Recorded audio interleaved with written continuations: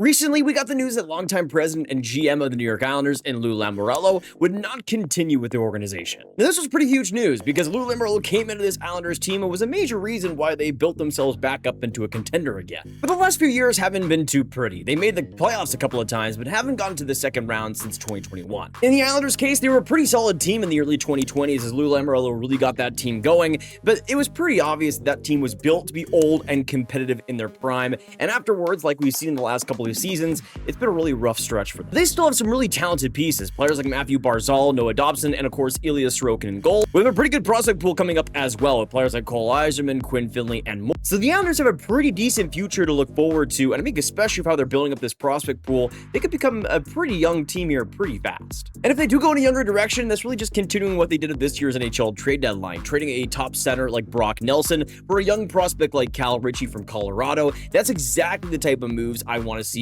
the Islanders be making in these next couple of years. Get younger and get a GM who sees the value in that. But let me know in the comments down below for you guys, how do you see the Islanders' future shaping up, and who do you think becomes the next GM? And of course, a big thank you to BetUS TV for sponsoring today's video.